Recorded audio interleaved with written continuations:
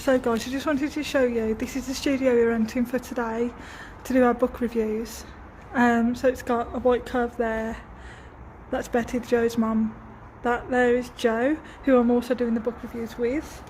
So we've got loads of props in here to use.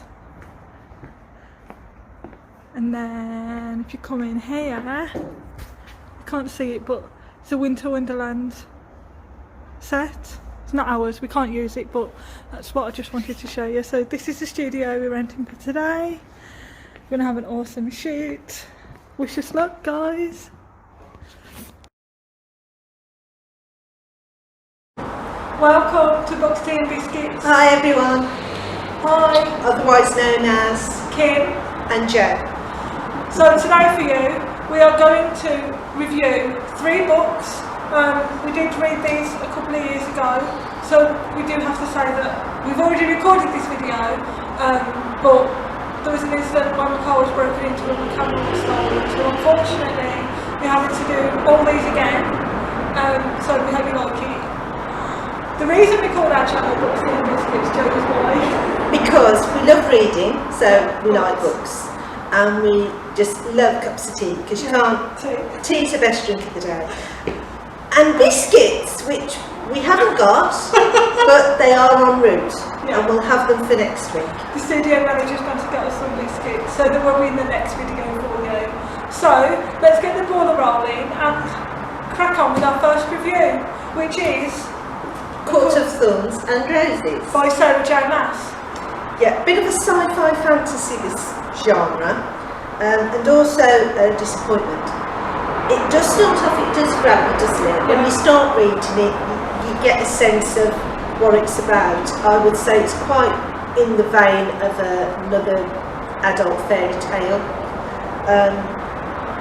It's disappointing where the family is concerned, because she only glosses over a family, and I think it's quite important that they need a bigger say.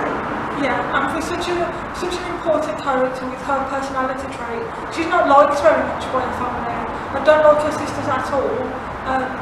In fact, this story can be told without them being in there. I don't know what they mentioned. Yeah, because it just practically, for me, this is a Beauty and the Beast retelling, and it should have just been Belle, which is Feyre, and the Beast, which was, I can't remember his name. So you got several, haven't they? Yeah, and the guy she falls in love with, even though Beauty and the Beast is a dad, but in this, her family are just despicable. I don't like them at all. Tamlin, I think his Tamlin name was his name, that was it. It is a disappointment, because as you're reading it, you think, oh crikey, this is Beauty and the Beast, it's another telling of it.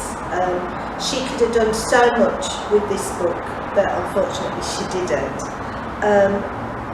There's times where there seems to be quite a bit of excitement involved, and you're left wondering, and it does seem to develop, but then it just stays on a plateau and doesn't go any further for me. I was really disappointed with the ending. It didn't make sense, it didn't seem to follow. In fact, there's parts of this book where you think, what's that in there for? Yeah, for me, you see, similar to Joe's opinion, I thought the character build-up was quite good. In fact, you find out a lot about Feyre and why she is, and why she goes to Tamlin's world and falls in love with him. But then I feel that the plot itself doesn't gel with everything else. In the fact of this guy has taken this girl, and it's quite typical. He's going to tame her, turn her into somebody that she's actually not. And I think probably a third of the way through the book, I figured out what was going to happen at the end. After she'd met this guy at Tamlin's tea party, and she falls in love with him at the end. Yeah, it's sort of, it's like she doesn't know what she wants. Or then again, maybe she does. It goes from one extreme to another in a short space of time, and it's, to be honest, to me, it's dull. And the ending was a bit of a letdown. It happened quite quickly, I think. There was a lot of action through violence, fighting, Yeah. stuff that's really good that everybody likes, including guys and girls. And then when you get to like the last few chapters, a lot happens all at once, and it just hits you. And I thought, well, that could have been spaced out a bit better. Yeah. I have heard that the other books in this series are really good. This is the worst one, and she could have just started with the second book and not the first book. So, Sarah J. Maas, I'm afraid for me this is only 3 stars out of 5. Yeah. I would like to read your other books. I probably will pick it up at some point and see what the crack is with Yeah, it. definitely. But for now, sorry to take this. Sorry, Sarah. Bit of a disappointment. Sorry. Thank you. Right, the next book we have only got one copy of, and that's because it was sent to us by an author here in Birmingham. So thank you, Catherine D'Souza, for giving us a copy of Deeds Not Words. So for me, again, this is quite a disappointing story in the fact of, well, I'm from Birmingham, born and bred. I don't really want to read a book where she's describing Birmingham buildings because they're not really that enthralling. But the plot itself, there's nothing happening really. So the character's grandma's passed away, and she finds that there's this secret, and there's all these suspense leading up to her revealing what the secret is, and then it's just that she's a suffragette. If it had been something along the lines of, yes, she's a suffragette, but I'm related to Emmeline Pankhurst, that would have been better, would have hit you like a bomb. But just the fact that she's a suffragette, nothing against the suffragettes obviously, but I thought it could have been more. The plot build-up is quite good, but then the ending, when she reveals the secret, what do you think? It's a good book in some respects. I mean, I live in Birmingham, and it was great when she described that's the only good thing when she describes these buildings. If you live in and around Birmingham, you're going to know if she's describing them wrong. Yeah. So she described the museum fantastic, even to places in the museum I've never been to, like downstairs in the vaults or whatever. And she describes all that, so presumably she's actually been down there. What I did find unnecessary, because it seemed to add to it, but it wasn't a mystery in the end, was these supposed finds. You know, in it, like the guy that she works with is a bit of a what's it, and he's sort of saying that somebody's found something that's a treasure, and you know they can have it or not, but it never seems to pan out. It's just, there's nothing. It's like part of a story, but not part of a story. It's like it just lead on to anything. It doesn't. It's quite, and you think at first maybe that's something to do with the secret. That maybe her grand's a suffragette, but maybe this treasure is something to do with it.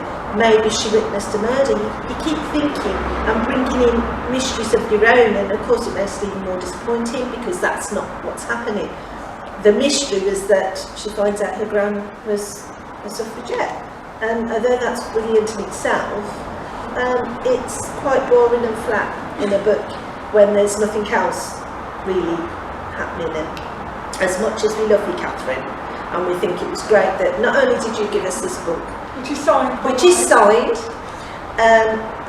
want a true review.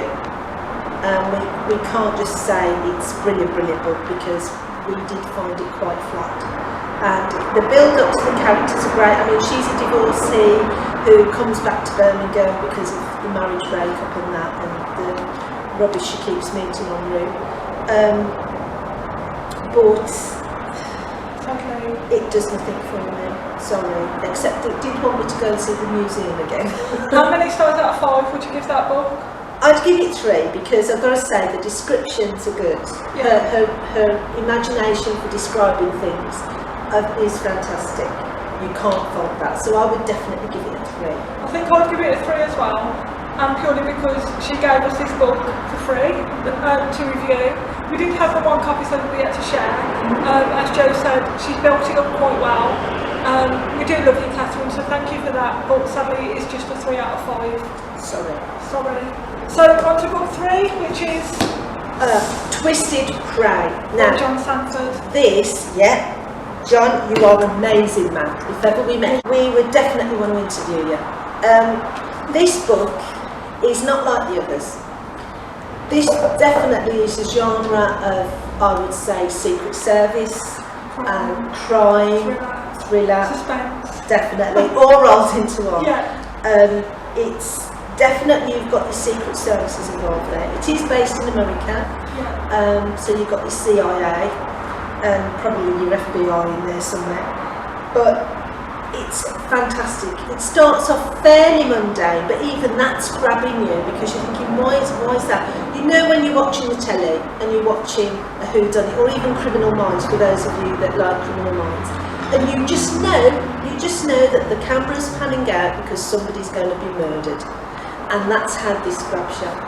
It starts off fairly mundane, car going through a wooded area, you've got somebody watching the car, so you just know there's going to be a crash, but it doesn't fault anything, it just carries on from there and you're wondering what's going to happen next, all the way through this book. So descriptive as well. It is. This guy has definitely got a fantastic imagination. He has got to have been in the Secret Service at one point. He just got to. I'm very disappointed if you're not, John. The only thing for me that I didn't like, I agree with everything Joe said, the only thing for me I didn't like is this is a mass market paperback, but it's not a mass market paperback size. For me, this is too big, I think. If it was more this size, You can cope with it's it. just because I've got little hands and I don't know how to explain it, but for me it's a bit too floppy as well and too big. I do love how big the font is though, and it's easy to follow. It is a page turner, definitely. Definitely.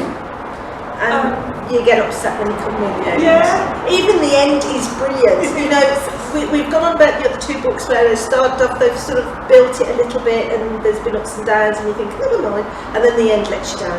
This, all the way. Gripped all the way to the end. All the way. You cannot fault this. Even you're thinking, is he a baddie? Is he a baddie? Who can you trust? And all that is built up, and the action in it, because you can really visualise the action. All the descriptions are fantastic and top on, aren't they? Yeah. You can't fault this book. And I've got to say, I was so upset when I finished it. And those of you that say, oh, intrigue is horrible, read it. It will really get your juices going and you'll want more. How many stars out of 5? The lot.